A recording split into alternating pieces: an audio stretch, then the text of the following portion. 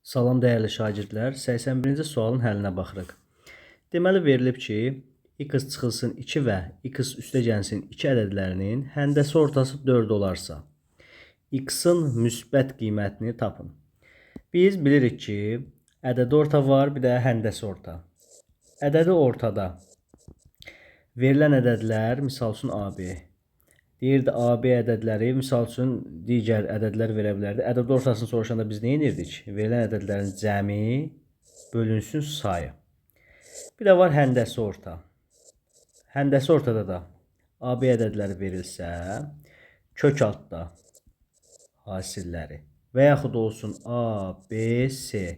Bu ədədlər verilsə, kök altda 3-cü dərəcədən A, B, C. Həndəsi ortası tapılırdı.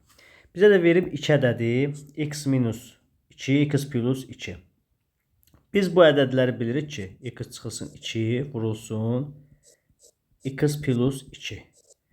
Bizdən demək olar ki, bu ifadəni soruşur və bərabərdir 4. Düzdür?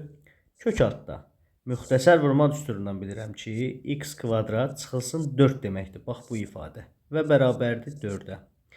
İndi biz bu ifadəni həll edərkən nə edirdik? Hər iki tərəfi kvadrata yüksəldirdik. Düzdürmü?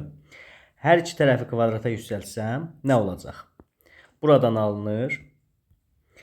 X kvadrat çıxılsın 4 bərabərdir 16. Kvadrata yüksəltsəm kök 6 ilə bu 2 gedəcək. 4-ü kvadrata yüksəldik 16 elədi.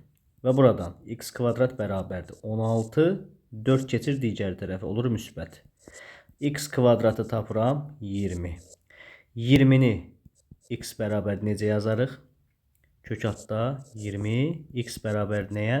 Kök altda 4 vurulsun 5 deməkdir. Düzdür? Buradan da 4-dən çıxır 2, qalır 2 kök altda 5. Yəni cavab C variantı.